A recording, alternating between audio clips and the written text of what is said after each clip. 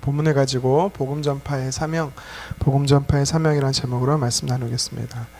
인류의 죄를 사하시기 위해서 인간의 몸으로 입고 오신 우리 성육신하신 예수님께서는요, 이 땅에서 공생애를 위해 30년을 인내의 시간을 기다리셔야 했습니다. 드디어 하나님께서 예정하신 때 세례 요한이 헤롯 안디바이에 잡힌 이후로 공생애 사역을 본격적으로 시작하십니다.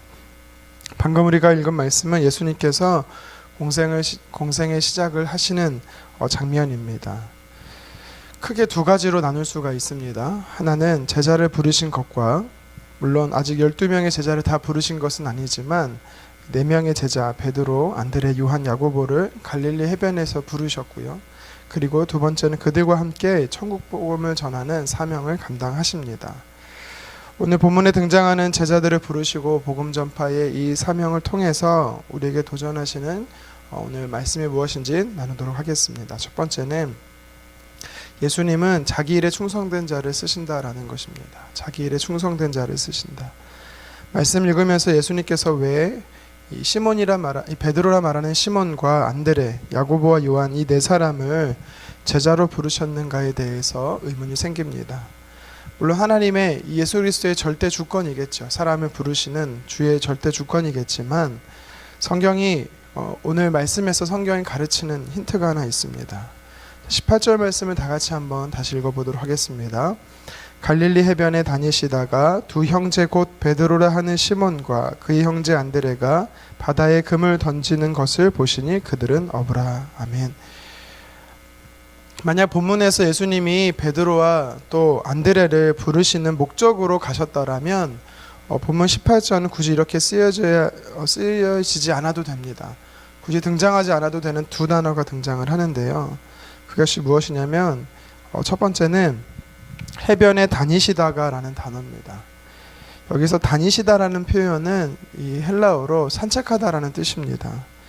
예수님께서 나사렛에서 이제 자라셔서 가버나움으로 이사를 가셨는데요. 본격적인 사역을 시작하기 위해 이제 가버나움으로 가시는데 예수님께서 이 가버나움에서 살면서 좀 생긴 습관이 뭐냐면 이 갈릴리 해변을 따라서 산책하던 장면입니다.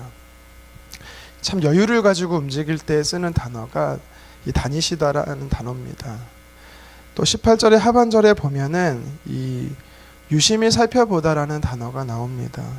그러니까 예수님은 사람들을 산책을 하면서 그 당시 해변에 있었던 많은 사람들을 관찰하는 것이 예수님의 습관이었던 것 같습니다. 그렇다면 예수님이 왜 예수님의 눈에 베드로와 안드레가 들어왔던 것일까요? 뿐만 아니라 21절에 보면 이 야고보와 요한까지도 예수님의 눈에 들어온 이유가 무엇일까요? 공통점이 있습니다. 그것은 예수님이 그 많은 해변을 거니시면서 많은 사람들을 유심히 보셨지만 이 4사람에게 있어서의 공통점이 있었습니다. 열심히 자신의 일을 하고 있었다라는 것이지요.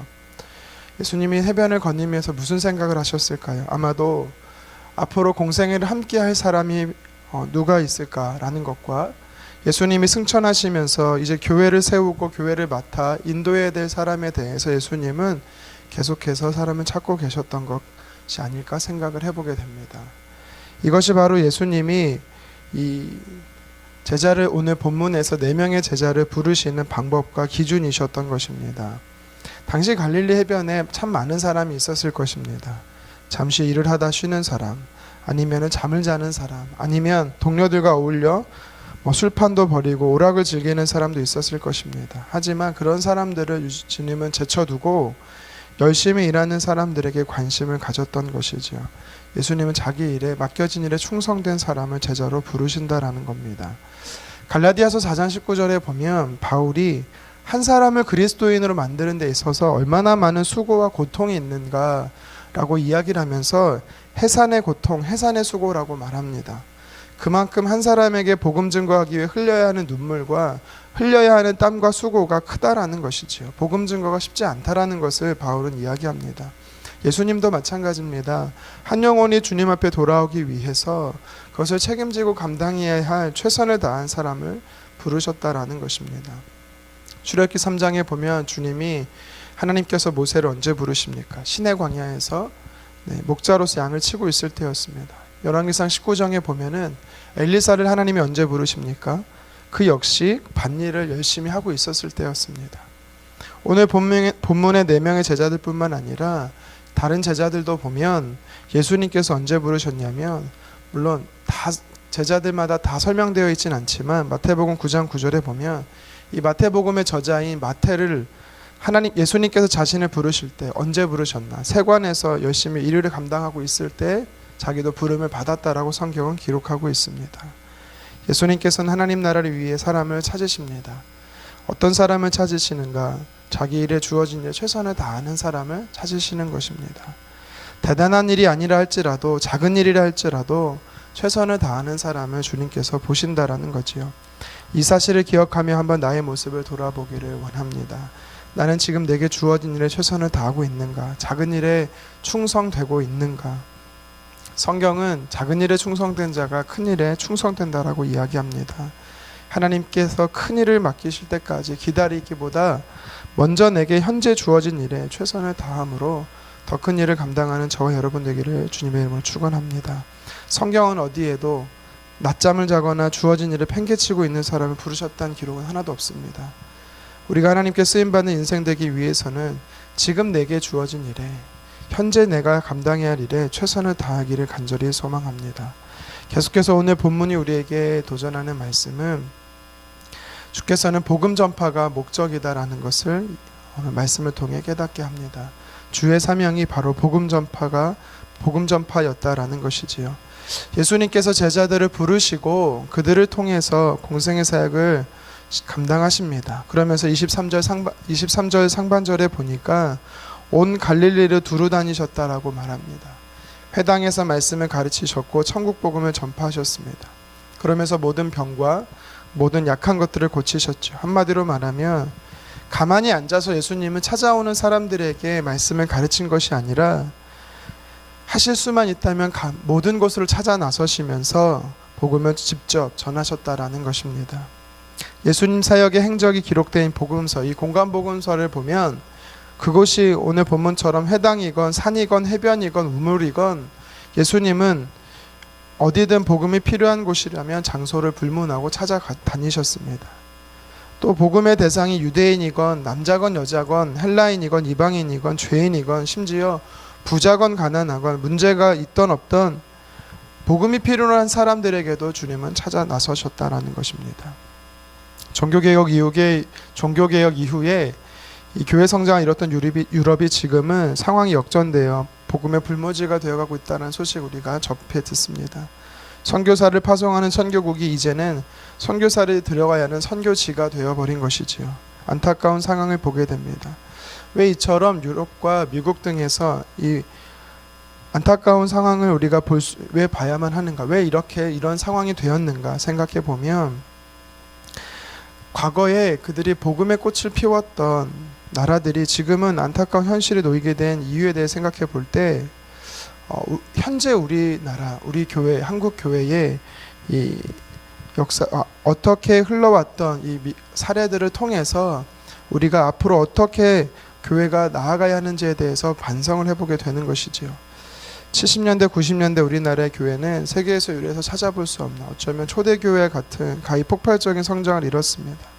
그 원인에 대해서는 다양하게 이야기를 합니다. 하지만 저는 그 중에 한 부분, 당시 이 대학생 선교회 복음운동에서 한번 찾고 싶습니다. 반독재, 반부정부패에 맞서 당시 학생운동이 참 많이 있었을 때 이때 대학가에 또 다른 운동이 하나 있었다면 바로 복음운동입니다. 학교마다 전국적으로 CCC나 UBF 등 복음전도에 힘쓰는 이 대학생들 단체들이 많았습니다. 저는 이 1990년대 마지막, 이 2000년대 초에 활동을 했었었는데요. 저 때만 해도 학생 운동이 참 활기가 있었습니다. 복음 운동이 참 활동적이었는데 불과 20년 채 지나지 않았음에도 불구하고 지금은 대학가마다 이 복음 운동이 많이 사라진 것을 보게 됩니다. 물론 이것이 전체적인 것을 반영할 수는 없겠지만 참 아이러니하게도 한국교회의 정체라고 말하고 침체라고 말하는 이 시대와 이 학생운동의 부재가 시대적으로 맞아떨어진다라는 것을 볼 수 있습니다. 뿐만 아니라 이 유럽 사회의 교회의 침체를 가져온 원인이 뭐 인구 감소나 시대적 변화, 이 외적 요소라기보다는 교회의 야성이 많이 사라졌다. 즉 영혼 구원의 복음 전파 운동이 많이 사라졌다라는 것에 대해서 학자들은 이야기를 하고 있습니다. 예수님께서는 십자가에 달리시고 부활하시기 위해 이 땅에 오신 것이 맞습니다. 그런데 3년의 공생애를 굳이 가지신 이유가 무엇이었을까요? 그것은 예수님께서 제자들을 먼저 부르시고 그들과 함께 다니시며 복음 전파 현장에서 살아야 한다는 것을 가르치기 위함이 아닐까요? 제자를 부르신 이유가 바로 오늘 성경에 보면 복음 전파의 목적이 있기 때문이었습니다. 친히 가셔야 할 곳을 제자들을 보내기 위함이셨지요. 마태복음 24장 14절은 말합니다. 이 천국 복음이 모든 민족에게 증언되기 위하여 온 세상에 전파되리니 그제야 끝이 오리라. 아멘.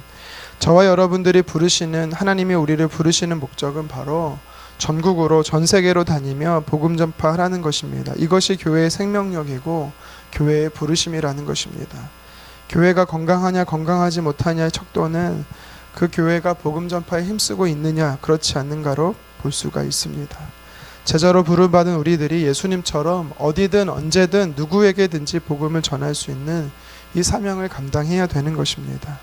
저와 여러분들은 오늘 내가 할 수 있는 현장에서 최선을 다해 복음 전파하기를 힘쓰기를 주님의 이름으로 축원합니다. 예수님의 복음 전파 사명은 오늘 본문의 4명의 제자로부터 시작되어 2000년이 지난 지금 저와 여러분에게까지 이어져 오고 있습니다. 이 사명은 주님 오실 때까지 계속되어질 것입니다. 개인이나 교회는 이 사명을 간직하며 살아야 합니다. 우리 영혼오른 교회도 마찬가지입니다. 내가 살아가는 삶의 현장에서 최선을 다하며 그곳에서 빛과 소금의 역할을 다하는 오늘 하루 되시기를 주님의 이름으로 축원합니다. 기도하겠습니다.